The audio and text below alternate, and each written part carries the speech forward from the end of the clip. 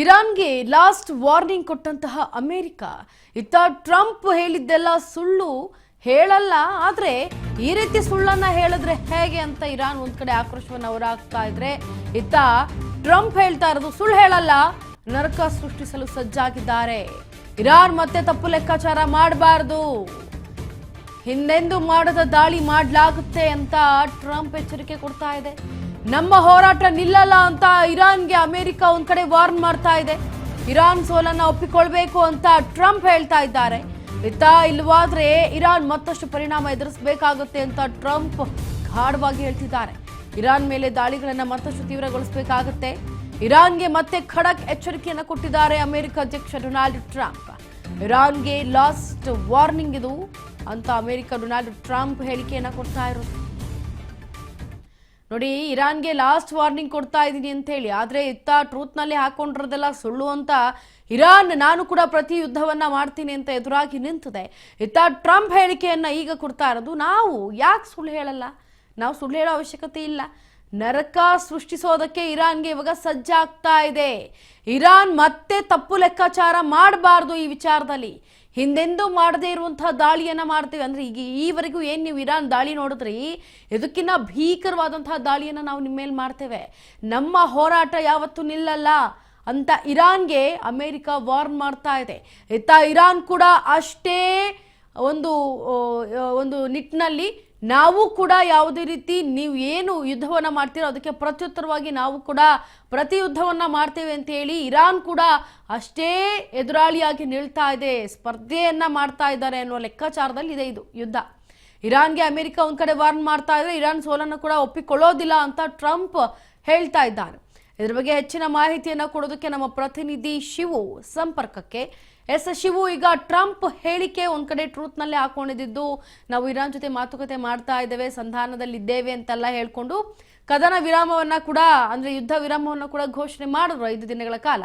ಆದ್ರೆ ಇತ್ತ ಇಲ್ಲ, ಇದೆಲ್ಲ ಸುಳ್ಳು ಅಂತ ಇರಾನ್ ಹೇಳಿತು. ಈಗ ಮತ್ತೆ ಇರಾನ್ಗೆ ಒಂದು ಎಚ್ಚರಿಕೆಯನ್ನ ಕೊಡ್ತಾ ಇದೆ, ಒಂದು ವಾರ್ನಿಂಗ್ ಅನ್ನ ಕೊಡ್ತಾ ಇದೆ. ಯಾವ ಕಾರಣಕ್ಕೆ, ಅಥವಾ ಈ ಒಂದು ಟ್ರಂಪ್ ಹೇಳಿರುವಂತ ಮಾತು ನಿಜಾನ, ಏನು ಅಪ್ಡೇಟ್ ಕೊಡಿ.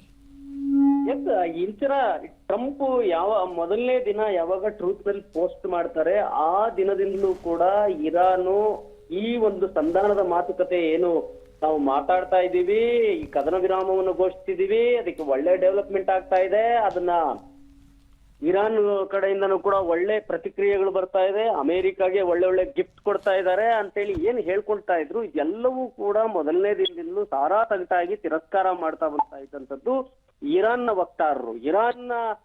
ವಕ್ತಾರರು. ಯಾವ ಇರಾನ್ನ ವ್ಯಕ್ತಿಗಳ ಜೊತೆ, ಅಧಿಕೃತ ವಕ್ತಾರರ ಜೊತೆ ಮಾತಾಡ್ತಾ ಇದ್ದೀರಿ, ನೀವು ಹೇಳ್ತಾ ಇಲ್ಲ, ನಮ್ಮ ಜೊತೆ ನೀವು ಮಾತಾಡ್ತಾ ಇಲ್ಲ ಅನ್ನುವಂಥದ್ದನ್ನ ಸಾರಾ ಸಗಟಾಗಿ ಹೇಳ್ತಾ ಬರ್ತಾ ಇದ್ದಂಥದ್ದು ಇರಾನ್ನ ವಕ್ತಾರರು. ಅಂದ್ರೆ ಅಬ್ಬಾಸ್ ಅರಾಕ್ಚಿ ಏನಿದ್ದಾರೆ ವಿದೇಶಾಂಗ ಸಚಿವ, ಅವರು ಬಹಳ ಸ್ಪಷ್ಟವಾಗಿ ಹೇಳ್ತಿದ್ದಾರೆ, ನಮ್ಮ ಜೊತೆಗೆ ಮಾತನಾಡ್ಲಿಲ್ಲ, ಮೂರನೇ ವ್ಯಕ್ತಿಗಳ ಜೊತೆಗೆ ಮಾತನಾಡ್ತಾ ಸಂಧಾನ ಆಗಿದೆ, ಒಳ್ಳೆಯ ವಿಚಾರ, ಕದನ ವಿರಾಮ ಆಗಿದೆ ಅಂತ ಅವರು ಅವರಷ್ಟಕ್ಕೆ ಹೇಳ್ಕೊಳ್ತಾ ಹೋಗೋದ್ರಿಂದಾಗಿ ಇಲ್ಲಿ ಯಾವುದೇ ರೀತಿಯ ಸಂಧಾನದ ಪ್ರಕ್ರಿಯೆಗಳು ನಡೆದಂತೆ ಆಗುವುದಿಲ್ಲ. ನಮ್ಮ ಹಿತವನ್ನು ಬಯಸುವಂತ ಒಳ್ಳೆ ರಾಷ್ಟ್ರಗಳ ನಡುವೆ, ಆ ರಾಷ್ಟ್ರದ ವ್ಯಕ್ತಿಗಳ ನಡುವೆ ಮಾತುಕತೆ ಮಾಡಿದಂತ ಸಂದರ್ಭದಲ್ಲಿ ಖಂಡಿತವಾಗ್ಲೂ ನಮ್ಮ ವಿಚಾರ ಏನಿದೆ ಅದನ್ನ ನಾವು ಹೇಳಿದ್ದೇವೆ ಅನ್ನುವಂಥದ್ದನ್ನ ಇರಾನು ಈಗಾಗ್ಲೇ ಹೇಳ್ತಾ ಬರ್ತಾ ಇದೆ. ನಾವು ಕಂಡೀಷನ್ಸ್ ಅನ್ನ ಹಾಕಿದ್ದೇವೆ. ಈ ಯುದ್ಧವನ್ನ ಪ್ರಾರಂಭ ಮಾಡಿದ್ದು ಅಮೆರಿಕ ಮತ್ತೆ ಇಸ್ರೇಲು ಅಮೆರಿಕ ಇರಾನ್ಗೆ ಸಾಕಷ್ಟು ನಷ್ಟವನ್ನು ಉಂಟು ಮಾಡಿದೆ. ಸೊ ಹಾಗಾಗಿ ಮಕ್ಕಳನ್ನ ಕೊಲೆ ಮಾಡಿರುವಂತ ಆರೋಪ ಬೆಂಜಮಿನ್ ನೆತನ್ಯಾಹು ಮೇಲೆ ಇದೆ. ಮಕ್ಕಳ ಕೊಲೆಗಾರ ಅನ್ನುವಂಥದ್ದು ಈಗೇನು ನಮ್ಮ ರಾಷ್ಟ್ರೀಯ ಮಟ್ಟದಲ್ಲಿ ನಾವು ತೀರ್ಮಾನ ಮಾಡಿದ್ದೇವೆ. ಹಾಗಾಗಿ ಆತನನ್ನ ನಮ್ಮ ವಶಕ್ಕೊಪ್ಪಿಸ್ಬೇಕು, ನಮ್ಮ ಮೇಲಿರುವಂತಹ ಆರ್ಥಿಕ ನಿರ್ಬಂಧಗಳನ್ನ ತೆಗೆದು ಹಾಕ್ಬೇಕು, ಈಗಾಗಿರುವಂತ ನಷ್ಟವನ್ನ ಭರಿಸಿಕೊಡ್ಬೇಕು ಅಮೆರಿಕ. ಈ ತರದ ಎಲ್ಲಾ ವಿಚಾರಗಳನ್ನು ಕೂಡ ಇಟ್ಕೊಂಡು ತಮ್ಮ ಡಿಮ್ಯಾಂಡ್ ಗಳನ್ನ ಹೇಳಿತ್ತು. ಯುದ್ಧವನ್ನ ನಿಲ್ಲಿಸುವಂತ ಮಾತೇ ಇಲ್ಲ ಅನ್ನುವಂಥದ್ದನ್ನು ಕೂಡ ಹೇಳಿದ್ರು. ಇನ್ನೊಂದು ಕಡೆಗೆ ಟ್ರಂಪ್ ಈ ಎಲ್ಲ ವಿಷಯಗಳನ್ನ ಇದ್ರೂ ಕೂಡ ಒಂದ್ ಒಳ್ಳೆ ರೀತಿ 5 ದಿನಗಳ ಕಾಲ ಯಾವುದೇ ರೀತಿಯಂತ ದಾಳಿಯನ್ನ ಮಾಡಬಾರ್ದು ಅಂತೇಳಿ ನನ್ನ ಸೇನಾ ಪಡೆಗಳಿಗೆ ಹೇಳಿದೀವಿ ಅನ್ನುವಂಥದ್ದನ್ನ ಟ್ರೂತ್ ನಲ್ಲಿ ಪೋಸ್ಟ್ ಮಾಡ್ತಾರೆ. ಇನ್ನೊಂದು ಕಡೆಗೆ ಯಾರ ಜೊತೆ ಮಾತನಾಡಿದೀವಿ ಅನ್ನುವಂಥದ್ದನ್ನ ಹೇಳೋದಿಲ್ಲ.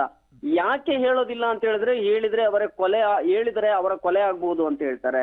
ಇಸ್ರೇಲು ಅಮೆರಿಕ ಮತ್ತೆ ಇರಾನ್ ನಡುವೆ ನಡೀತಾ ಇರುವಂತ ವಿಚಾರಗಳೇನಿದಾವೆ ಅದಕ್ಕೂ ನಮಗೂ ಸಂಬಂಧ ಇಲ್ಲ ಅಂತ ಹೇಳ್ತಾರೆ. ನಾವು ಯುದ್ಧ ಮಾಡ್ತೀವಿ ಅನ್ನುವಂಥದ್ದನ್ನ ಘೋಷಣೆ ಮಾಡಿ, ಮತ್ತೆ ನಾವು ಇಸ್ರೇಲ್ನ ಯುದ್ಧ ಮಾಡಬೇಡಿ ಅಂತ ಹೇಳೋದು ಇಲ್ಲ ಅನ್ನುವಂಥದ್ದು ಅಮೆರಿಕದ ವಕ್ತಾರರು ಹೇಳ್ತಾರೆ. ಈ ಎಲ್ಲ ಗೊಂದಲದ ಗೂಡಾಗಿದ್ದಿಂದಾಗಿ ಎಲ್ಲೋ ಒಂದ್ ಕಡೆ ಟ್ರಂಪ್ ಮತ್ತೆ ಇಸ್ರೇಲು ಮತ್ತೆ ಪರದೆಯ ಹಿಂದೆ ಗೇಮ್ ಮಾಡ್ತಾ ಇದ್ದಾರೆ, ತಂತ್ರ ರೂಪಿಸ್ತಾ ಇದ್ದಾರೆ, ತಂತ್ರವನ್ನ ಹೆಣಿತಾ ಇದ್ದಾರೆ.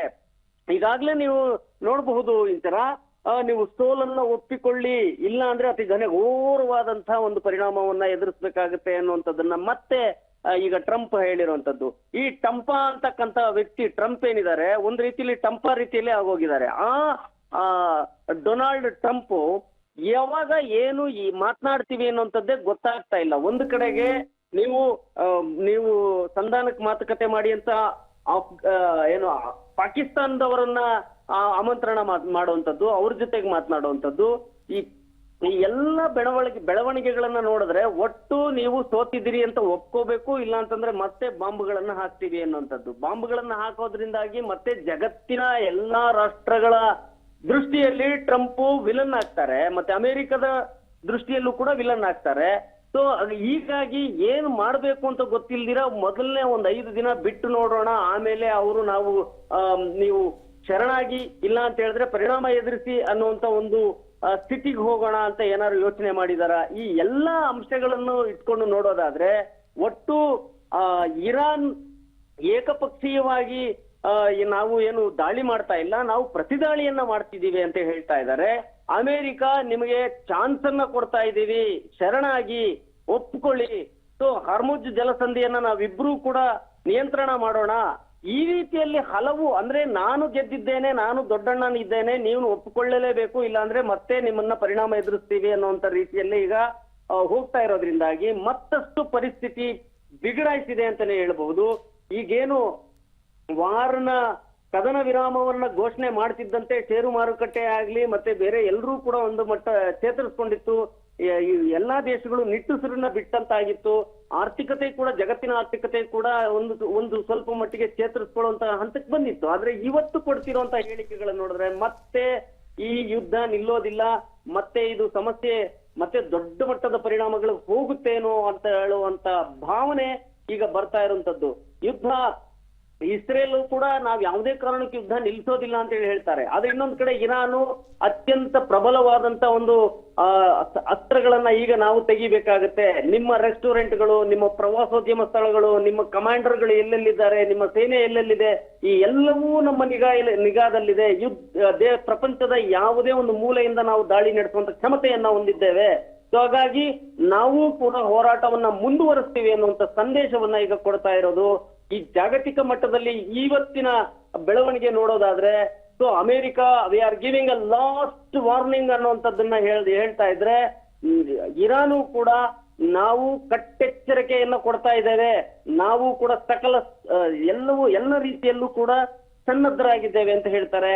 ಸೊ ಅಬ್ಬಾಸ್ ಅರಾಗ್ಚಿ ಕೂಡ ನಮ್ಮ ದೇಶವನ್ನ ನಾವು ಕಾಪಾಡ್ಕೊಳ್ಳೋದಕ್ಕೆ ನಾವು ರೆಡಿ ಇದ್ದೇವೆ ಅನ್ನುವಂಥದ್ದನ್ನು ಕೂಡ ಈಗ ಹೇಳ್ತಾ ಇರುವಂತದ್ದು. ಇದಿಷ್ಟು ಈಗ ನಡೀತಾ ಇದೆ. ಮುಂದಿನ ಬೆಳವಣಿಗೆಗಳು ಏನಾಗುತ್ತೆ ಅನ್ನುವಂಥದ್ದು ನಿಜಕ್ಕೂ ಕೂಡ ಆತಂಕ, ಭಯದಿಂದನೇ ಇಡೀ ಜಗತ್ತಿನ ಜನ ನೋಡ್ತಾ ಇದ್ದಾರೆ. Inchara. S Shivu, thank you so much ನಿಮ್ಮೆಲ್ಲ ಡೀಟೇಲ್ಸ್ಗಾಗಿ.